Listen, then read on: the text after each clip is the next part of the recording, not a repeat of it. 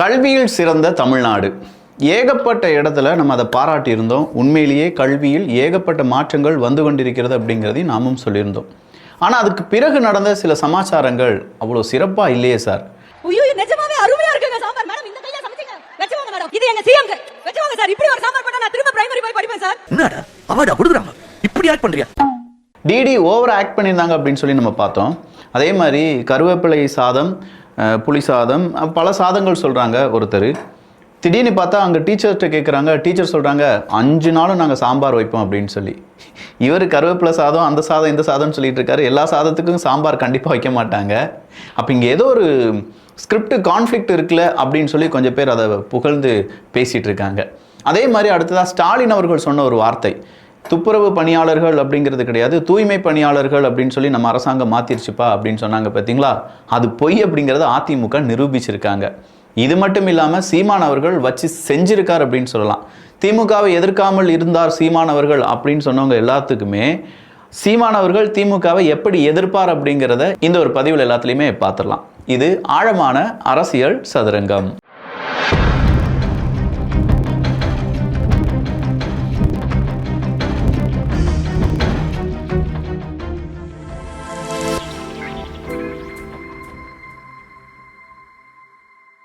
நாடக கம்பெனி அப்படிங்கிற ஒரு விமர்சனத்தை சீமான் அவர்கள் வச்சிருக்காங்க. இப்போ சீமான் அவர்கள் மீது தமிழக வெற்றி கழகத்தை சார்ந்தவர்கள் இல்லை அதிமுகவை சார்ந்தவங்க ஒரு பெரிய குற்றச்சாட்டை வச்சுட்டு இருக்காங்க. இங்க அண்ணா வச்சுக்கிட்டாப்ல, எம்ஜிஆர் வச்சுக்கிட்டாப்ல, இதுல என்ன மாற்றம் வருது? இது ஒரு சனியே, இது ஒரு சனியே, 2 சனியும் சேர்த்து ஒரு சட்டையை தச்சுட்டாங்க. சனிக்கிழமை கிளம்பிட்டாங்க.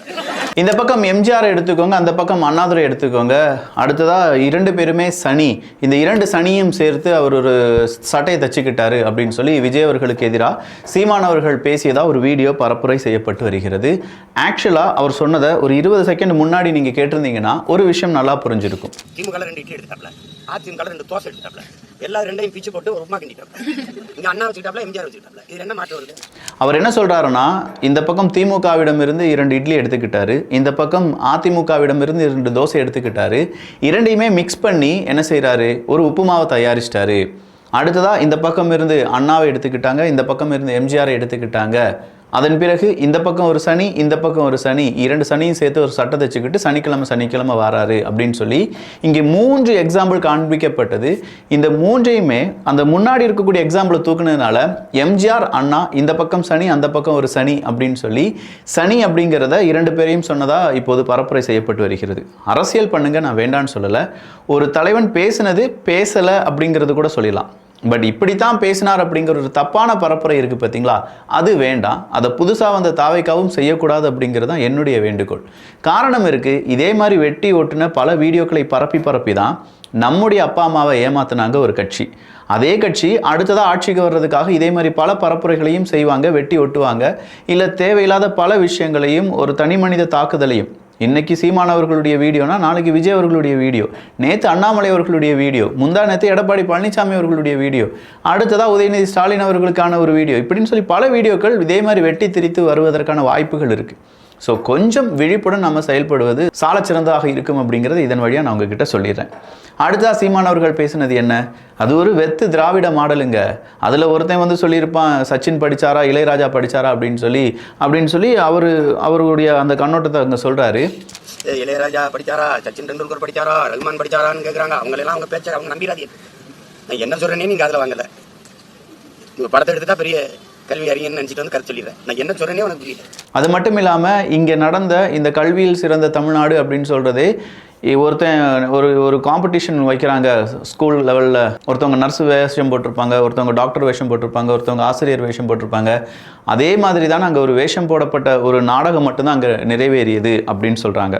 இதுக்கு சாலிட் எவிடன்ஸ் என்ன அப்படின்னு கேட்டால், இந்த ஒரு ஃபங்க்ஷன் நடந்துட்டு இருக்கிற அதே நேரத்தில் இந்த காலை உணவு திட்டமாக இருக்கட்டும், அதை சார்ந்து இருக்கக்கூடிய இன்னொரு செய்தி வெளியானது.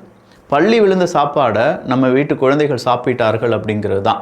அதுக்கு ஒரு நாளைக்கு முன்னாடி இன்னொரு செய்தி வெளியானது. அரசாங்க பள்ளியில் 6 மாதத்துக்கு முன்னாடி கட்டப்பட்ட மேற்பூச்சி செய்யப்பட்ட அந்த மேற்கூரை கீழே விழுந்துருச்சு அப்படிங்கிற இன்னொரு செய்தி. இது ஒரு செய்தி கிடையாது, இதே மாதிரி பல செய்திகளை அரசியல் சதுரங்கத்தில் நம்ம பார்த்துருக்கோம்.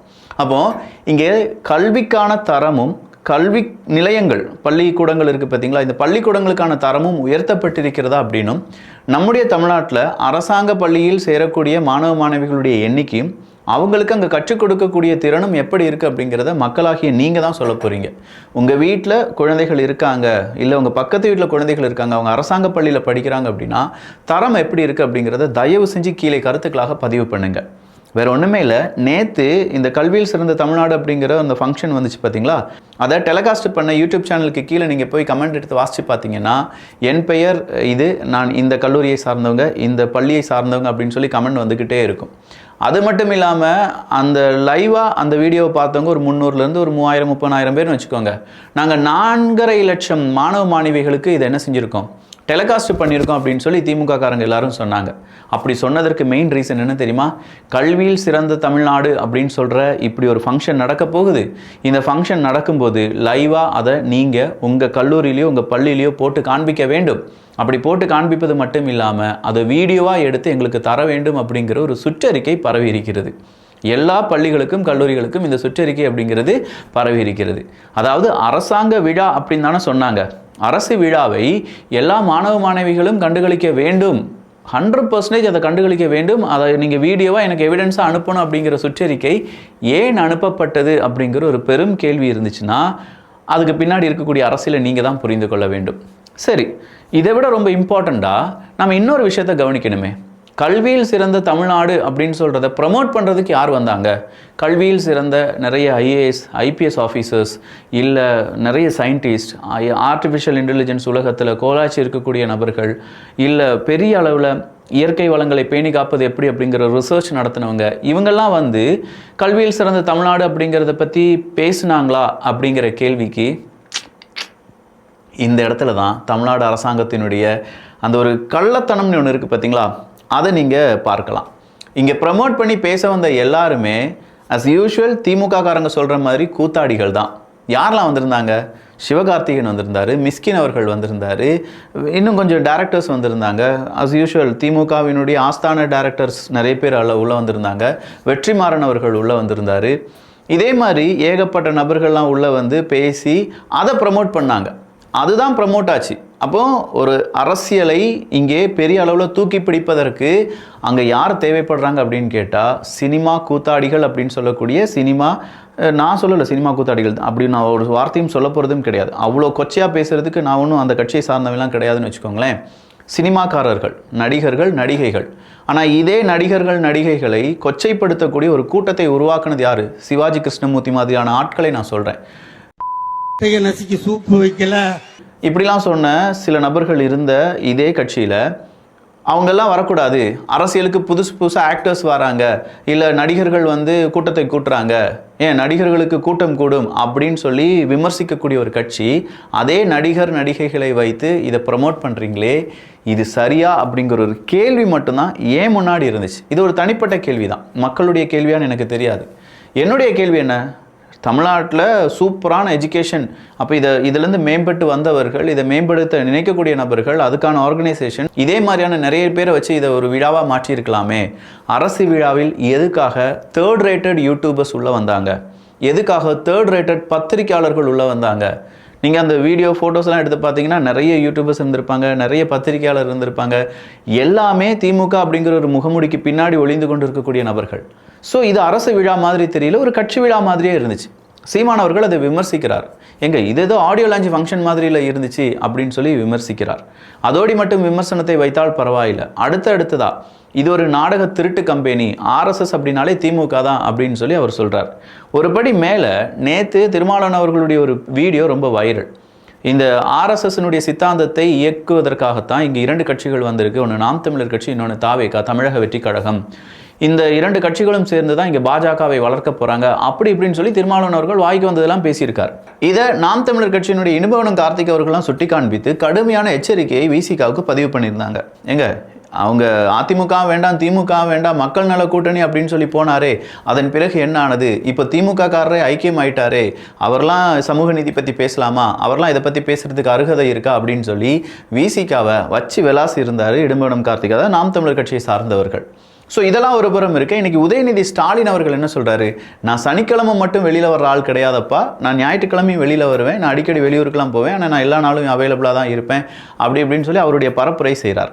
ஆனால் ஒரு விஷயம் நல்லா புரியுது, விஜய் அவர்கள் இந்த மாதிரியான நபர்கள் இல்லாட்டி துணை முதலமைச்சர் திமுகவை சார்ந்தவங்களுடைய தூக்கத்தை கெடுத்து விட்டார் அப்படின்னு சொல்லி. ஸோ சனிக்கிழமை மட்டும் விஜய் அவர்கள் வரும்போது இந்த அளவுக்கு உருளுகிறார்களே, தினசரி விஜய் அவர்கள் வெளியில் வர தொடங்கி விட்டார் அப்படின்னா என்ன நடக்கும் அப்படிங்கிறத தாவேகாவினர் கேள்வியாக கேட்டுட்டு வராங்க.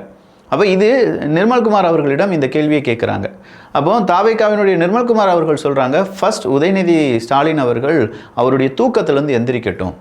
அவர் எப்போ பார்த்தாலும் தூங்கிக்கிட்டே தான் இருப்பார், ஒரு 12 மணிக்கு மேலே தான் எந்திரிச்சு வருவார், அவர்லாம் தாவேகா தலைவர் விஜய் அவர்களை பற்றி பேசுகிறதுக்கு அருகதை இருக்கா அப்படின்னு சொல்லி கேட்குறார். நிர்மல்குமார் அவர்கள் அடுத்ததாக சில விஷயங்களும் கேட்கிறார்.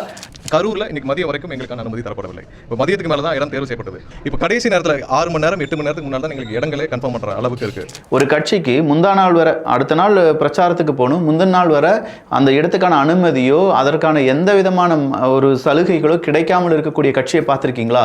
இப்படி பல ரெஸ்ட்ரிக்ஷன்ஸ் எங்களுடைய கட்சி தமிழக வெற்றி கழகத்துக்கு மட்டும்தான் வந்துட்டு இருக்கு. இந்த அளவுக்கு அவங்க ஏன் எங்களை பார்த்து பயப்படுறாங்க?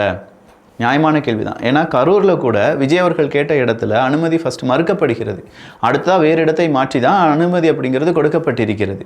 ஸோ அனுமதி கிடைக்கிறதுக்கே இவ்வளவு இழுபறி செய்கிறாங்க. ஏகப்பட்ட நிபந்தனைகள், அதையும் நிர்மல்குமார் அவர்கள் கேட்கிறார். இத்தனை நிபந்தனைகள் இருக்கக்கூடிய கட்சி எங்கேயாவது பார்த்துருக்கீங்களா? எங்கள் கட்சிக்கு மட்டும்தான் இப்படி நிபந்தனைகள்லாம் போடுறாங்க அப்படின்னு சொல்லி இது ஒரு பெரிய டிஸ்கஷனாகவே இருக்க வேண்டும். மக்களாகிய நாமும் இதை சிந்திக்க வேண்டும். ஏன்னா ஆளும் கட்சி அவங்க நினைக்கிற இடத்துல கூட்டத்தை போடுறாங்க, அவ்வளோ கூட்டத்தை கொண்டு வராங்க, லோடு ஏற்ற வேண்டிய வண்டியில் மக்களை ஏற்றி வருகிறார்கள், எந்த பாதுகாப்பும் இல்லாமல் ஏற்றி வருகிறார்கள், ஏகப்பட்ட பேனர்ஸ் வைக்கிறாங்க, வழிநெடுவும் கொடி குத்துறாங்க. இதுக்கெல்லாம் எந்த ரெஸ்ட்ரிக்ஷனும் இல்லை அப்படின்னா இன்னொரு கட்சி மக்களுக்கு நல்லது செய்ய வருகிறது, எக்ஸ் ஆர் ஒய் எந்த கட்சியாக வேணாலும் இருக்கட்டும், பட் அந்த கட்சிக்கு நாங்கள் இவ்வளோ ரெஸ்ட்ரிக்ஷன்ஸ் கொடுப்போம் அப்படிங்கிறதெல்லாம் ஜனநாயக நாட்டில் ரொம்ப விசித்திரமாக தான் இருக்குது. எது எப்படி இருந்தாலும் அரசியல் களம் கொஞ்சம் சூடு பிடிச்சிருக்கு. எல்லா பக்கம் இருந்தும் இந்த மாதிரியான ப்ரெஷர் அப்படிங்கிறது உருவாகிக்கிட்டே இருக்குது. அதில் குறிப்பாக நம்ம ஸ்டாலின் அவர்கள் சொன்னது, துப்புரவு பணியாளர்கள் அப்படின்னு நீங்கள் சொல்லக்கூடாது, அதை நம்ம தூய்மை பணியாளர்களாக மாற்றிவிட்டோம், நம்ம அரசாங்கம் மாற்றிவிட்டது அப்படின்னு சொன்னாங்க பாருங்க. தம்பி எடிட்டர், அந்த வீடியோ மட்டும் ப்ளே பண்ணுங்க. அதே நேரத்தில் ஒரு சின்ன திருத்தம், உங்கள் அம்மா பணியாற்றின பணியை பற்றி சொன்னீங்க, அது தூய்மை பணியாளரை மாற்றிட்டோம், நம்ம அரசுல அதை நம்ம தூய்மை பணியாளர்னு சொல்லுங்க. அவள் நீண்ட நாள் கோரிக்கையை நிறைவேற்றும் அனைத்து துப்புரவு பணியாளர்களும் இனி தூய்மை பணியாளர் என்று அழைக்கப்படும் என்பதை மிக்க மகிழ்ச்சியுடன் தெரிவித்துக் கொண்டு அமைகிறேன். அப்போ முக ஸ்டாலின் அவர்களுக்கு முன்னாடியே எடப்பாடி பழனிசாமி அவர்கள் சொல்லியிருக்கிறார். இதே மாதிரி எத்தனை ஸ்கீமை இவங்க ஸ்டிக்கர் ஒட்டுனாங்க அப்படிங்கிற கேள்வியை இன்னைக்கு அதிமுகவினுடைய ஐடி விங் ஒரு தொகுப்பாகவே கொடுத்துருக்காங்க. அந்த தொகுப்பில் நேற்று நடந்த விழா, அதை பற்றியான பல விமர்சனங்களும் வைக்கப்பட்டிருக்கிறது. நேரம் இருந்தால் அதையும் ஒன்று பார்த்துருங்க. நல்லதை பகிர்ந்து நல்ல சமுதாயத்தை உருவாக்குவோம். நன்றி, வணக்கம்.